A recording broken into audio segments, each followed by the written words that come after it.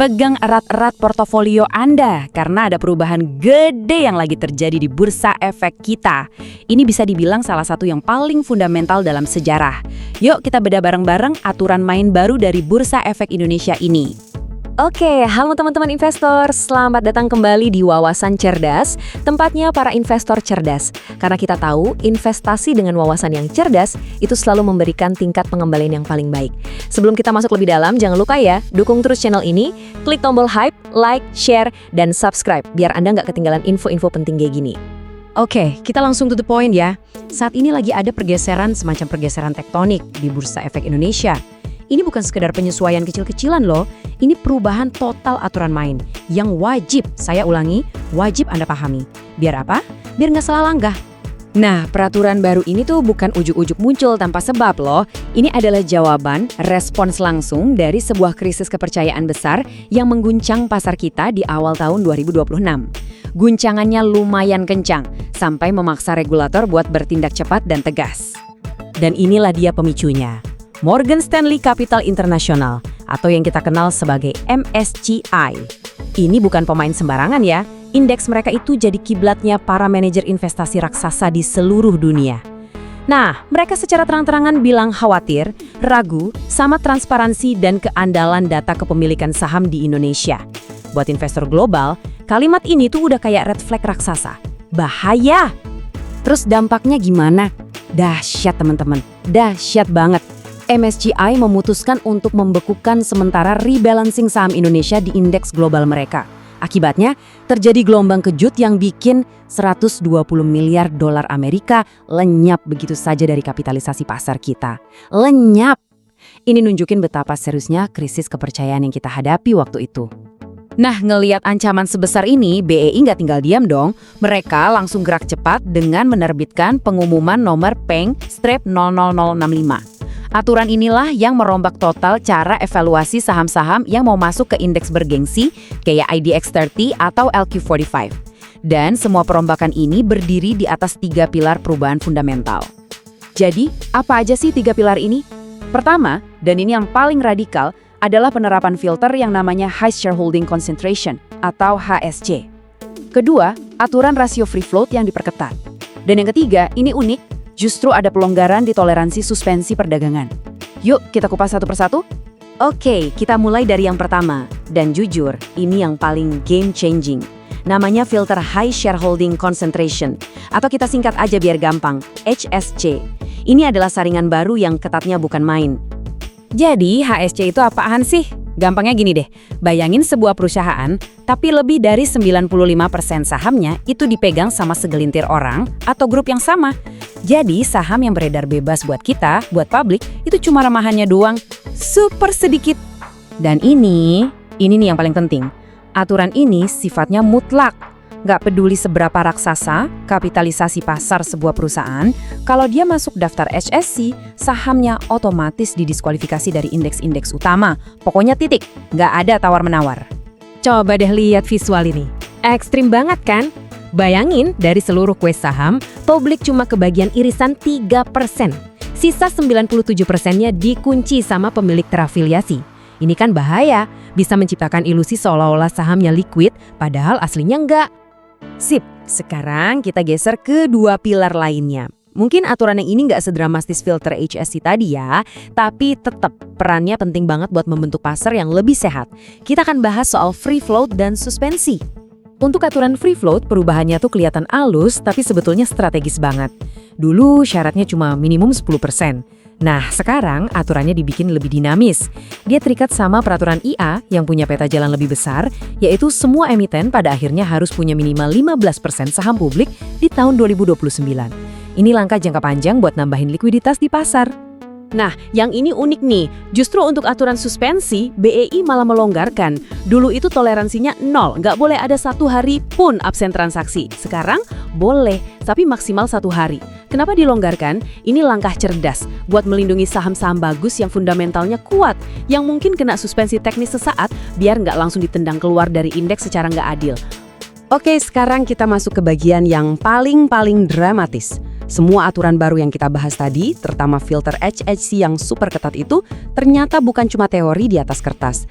Aturan-aturan ini secara efektif sudah memasang semacam jebakan yang konsekuensinya langsung dan masif buat beberapa nama paling besar di bursa kita. Pertanyaannya jadi simpel kan? Kalau aturannya sekeras ini, tujuannya buat bersih-bersih pasar, pasti ada korbannya dong. Siapa yang akhirnya terjebak? Siapa korban dari aturan baru yang super tegas ini? Dengerin baik-baik. Aturan HSC ini bukan cuma coretan di atas kertas. Faktanya, aturan ini sudah berhasil menjerat dua raksasa bursa kita dan sedang bersiap untuk menendang mereka keluar dari indeks. Siapa mereka? Nah, itu akan kita bongkar habis-habisan di segmen berikutnya. Jadi, jangan kemana-mana. Oke, kita langsung bahas ya. Ada gelombang kejut yang lagi menghantam pasar modal kita. Dan ini bukan sekedar riak kecil loh, tapi bisa dibilang ini pergeseran tektonik. Peta kekuatan di Bursa Efek Indonesia bakal digambar ulang. Nah, buat Anda, para investor, di tengah situasi cukup volatil seperti sekarang, informasi yang jelas itu adalah kekuatan utama. Jadi, anggap aja obrolan kita kali ini sebagai peta dan kompas Anda. Penting banget buat kita sama-sama paham apa sih yang sebenarnya terjadi, kenapa ini bisa terjadi, dan tentu aja apa dampaknya. Ini bukan cuma soal melindungi portofolio loh, tapi juga soal jeli melihat peluang di saat yang lain mungkin lagi panik. Ini bukan lagi sekedar pertanyaan gimana kalau, bukan. Ini kenyataan yang lagi terjadi ya, persis di depan mata kita semua. Dan dampaknya, wah ini bakal terasa kemana-mana. Yuk kita bongkar sama-sama, apa sih yang sebenarnya ada di balik pengumuman heboh ini? Oke, langsung ke pokok permasalahannya. Ada dua perusahaan yang kapitalisasi pasarnya itu raksasa banget. Secara resmi bakal dikeluarin dari indeks saham paling top dan paling bergengsi di Indonesia. Siapa mereka? Nah, yang kita omongin ini adalah PT Barito Renewables Energy, atau yang kita kenal dengan kode BREN, dan PT Dian Swastika Sentosa alias DSSA. Poin paling penting di sini adalah mereka ini secara mekanis secara otomatis bakal ditendang keluar dari indeks-indeks utama kayak IDX 30, LQ45, dan IDX 80. Jadi ini bukan evaluasi biasa, ini bener-bener bisa dibilang pengusiran paksa. Biar kita kebayang seberapa besar masalahnya, coba deh lihat bobot mereka di indeks paling prestisius, LQ45. BREN itu bobotnya 11,74%, DSSA 8,50%. Gila kan? Kalau digabung aja, bobot mereka ini ngalahin raksasa sekelas BBRI. Jadi, ngeluarin dua saham dengan pengaruh segede ini dari sebuah indeks itu, wah, ini kejadian yang super langka, dan dampaknya pasti besar banget. Pastikan kita semua jadi nanya, loh kok bisa? Kenapa dua saham yang kelihatannya kuat banget ini bisa sampai dikeluarin? Nah jawabannya itu ada di satu aturan baru yang jujur aja mengubah semua permainan. Namanya Filter High Shareholding Concentration, atau kita singkat aja HSC. Nah, ini nih bagian paling pentingnya. Aturan ini berdasarkan pengumuman resmi BII ya, itu sifatnya absolut, nggak bisa diganggu-gugat, nggak peduli seberapa jumbo kapitalisasi pasarnya, nggak peduli seberapa beken nama perusahaannya. Pokoknya, kalau satu saham kena jaring daftar HSC ini, ya udah, dia pasti mental dari indeks, titik, nggak ada kompromi. Dan inilah dia daftar pertama saham-saham yang kejaring filter HSC. Coba Anda lihat deh, namanya banyak kan? Tapi yang bikin daftar ini jadi headline di mana-mana, itu ya karena ada dua nama besar yang kita sorot ini, BREN dan DSSA. Lihat angkanya, konsentrasi kepemilikan mereka berdua itu di atas 95%. Wow! Sekarang, yuk kita coba kupas lebih dalam ilusi ini. Gimana ceritanya saham yang kita kenal sebagai saham gede, ternyata kok kepemilikannya terkonsentrasi banget kayak gitu? Nah, disinilah kerennya aturan baru ini. Dia ngebongkar sebuah kenyataan yang selama ini mungkin agak tersembunyi. Kita mulai dari BREN ya. Jadi gini, selama ini kan mereka laporin kalau jumlah saham publik mereka, atau yang biasa disebut free float, itu ada di angka 12,3%. Kalau pakai aturan lama, angka segini tuh aman-aman aja, udah memenuhi syarat. Kelihatannya di atas kertas semua beres kan? Tapi inilah kenyataannya, yang dibongkar sama filter HSC pakai data transparan dari KSEI. Data ini benar-benar ngelacak kepemilikan sampai ke akar-akarnya. Dan hasilnya, jeng-jeng, kepemilikan yang terkonsentrasi itu ternyata mencapai 97,31%. Artinya apa? Artinya, saham yang benar-benar bebas buat diperdagangin sama investor retail kayak kita-kita ini, ya cuma sekitar 3%-an aja. Jomblang banget kan bedanya? Oke, sekarang kita pindah ke DSSA. Ceritanya mirip. Di atas kertas mereka melaporin free float yang kelihatannya lebih sehat lagi, 20,4%. Wah, jauh di atas syarat minimum kan? Sekali lagi, kalau lihat laporannya doang, kayaknya nggak ada masalah sama sekali. Eits, tapi tunggu dulu. Kenyataannya sama-sama mengejutkan. Filter HCS ini nunjukin kalau kepemilikan terkonsentrasi di DSA itu nyampe 95,76%. Artinya saham publik real yang bisa kita beli jual itu ya cuma sekitar 4%-an. Nah, dari sini kita bisa lihat lagi kan, gimana aturan baru ini sukses ngebongkar apa yang disebut ilusi likuiditas. Jadi, jelas ya, ini bukan lagi spekulasi atau gosip pasar. Keputusannya udah final, udah ketok palu. Dan bahkan udah ada jadwal yang jelas kapan perubahan besar ini bakal dieksekusi. Nah, ini yang bikin situasinya jadi genting dan harus banget kita perhatiin. Prosesnya ini cepet banget loh. Coba kita lihat ya. Dimulai Januari 2026, ada teguran dari MSCI yang minta transparansi lebih. Gak lama, 2 April, BEI langsung rilis daftar HSC pertama kali. Terus 21 April, keluar pengumuman resmi kalau saham HSC bakal didepak dari indeks utama. Dan puncaknya, Mei 2026, bulan ini jadi momen eksekusi brand dan DSSA keluar dari indeks. Oke, terus apa dampaknya buat pasar dan yang lebih penting buat kita para investor? Percaya deh, ini bukan cuma soal gengsi atau reputasi perusahaan doang. Keluarnya 2 gajah ini dari kandang indeks bakal memicu efek domino. Sebuah gelombang jual paksa yang skalanya bisa kita sebut tsunami triliunan rupiah. Kata kuncinya di sini adalah jual paksa atau forced selling. Maksudnya apa? Jadi gini, para manajer investasi yang ngelola reksadana indeks atau ETF itu mereka nggak punya pilihan lain. Tugas utama mereka kan cuma satu, niru persis isi indeks acuannya. Jadi, kalau ada satu saham ditendang keluar dari indeks itu, ya mereka wajib, hukumnya wajib buat ngejual saham itu. Nggak peduli perusahaannya bagus atau jelek. Terus, seberapa besar jual paksa ini? Angkanya nggak main-main. Estimasi paling konservatif aja nilainya mencapai 4,3 triliun rupiah. Bayangin, 4,3 triliun itu nilai saham brand dan DSSA yang wajib dilego ke pasar oleh para manajer investasi pasif. Uang segitu datangnya dari mana? Ya, dari produk-produk reksadana indeks dan ETF yang ngikutin LQ45, IDX 30, dan indeks-indeks lainnya. Nah, disinilah letak bahayanya. Penjualan segede triliunan rupiah ini bakal ngebanjirin pasar yang, seperti kita bahas tadi, saham yang bener-bener beredar bebasnya itu tipis banget. Jadi, pasokan barangnya jumbo, tapi pembelinya sedikit. Ini resep klasik untuk apa yang disebut krisis likuiditas. Ingat ya, keluarnya 2 gajah ini dari indeks bukan cuma urusan gengsi korporat, tapi ini memicu tsunami jual paksa dari manajer investasi senilai triliunan rupiah. Pertanyaan besarnya sekarang, kemana uang itu akan lari? Nah, mari kita lacak jejak uangnya. Halo teman-teman investor, selamat datang kembali. Pasar lagi gonjang-ganjing nih, dan saya tahu banyak yang lagi deg-degan. Tapi tahan dulu, jangan panik. Ini bukan kiamat loh. Anggap aja ini momen perubahan besar, sebuah transformasi yang lagi terjadi persis di depan mata kita.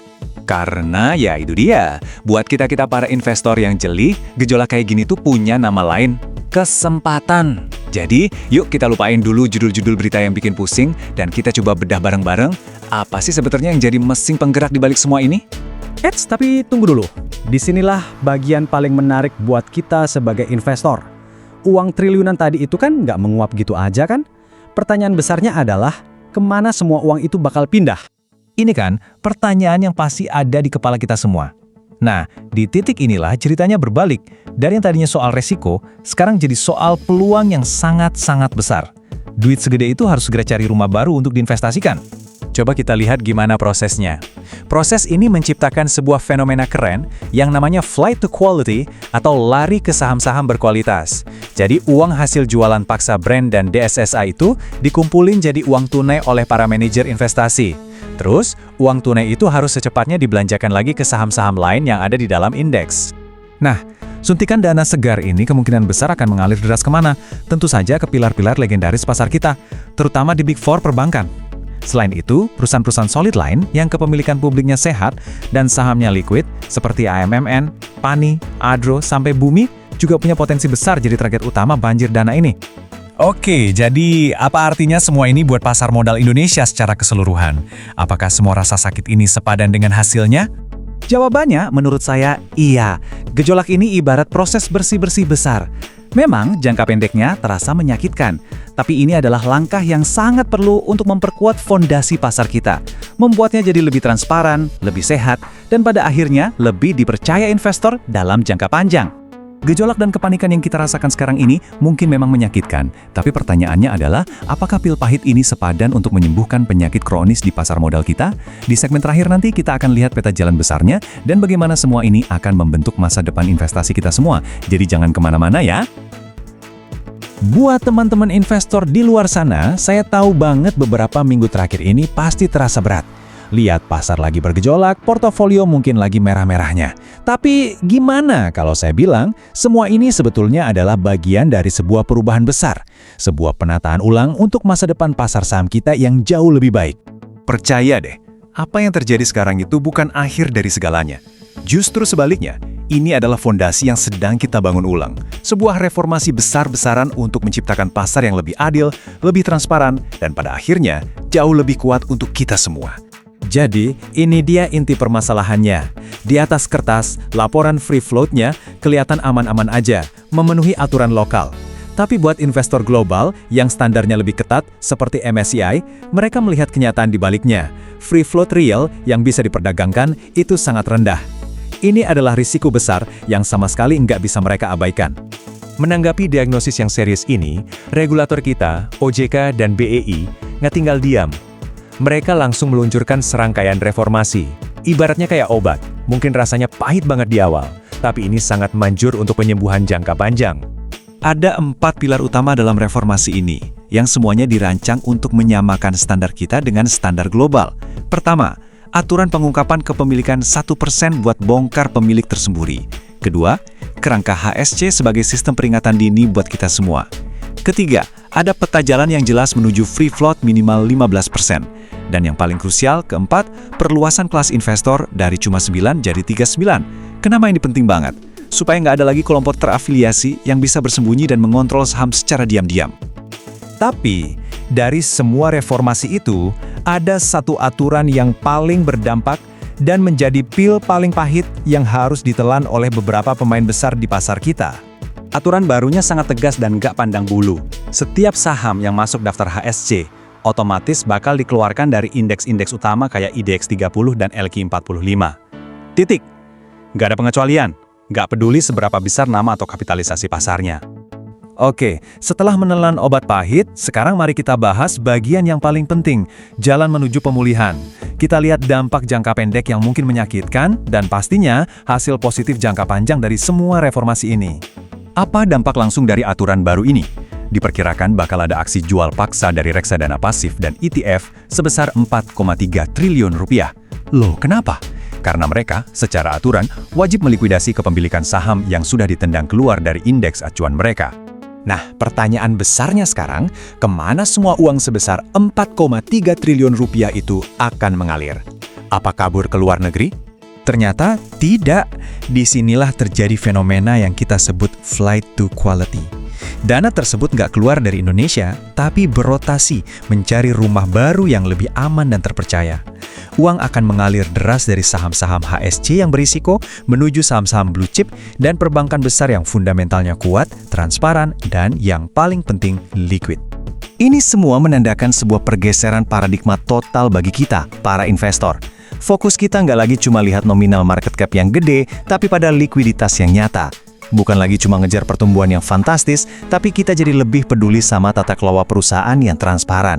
Dan yang terpenting, pergeseran dari kontrol segelintir orang menuju kekuatan kepemilikan publik yang sehat. Jadi, dari semua drama dan roller coaster pasar ini, apa sih pelajaran utama yang bisa kita ambil?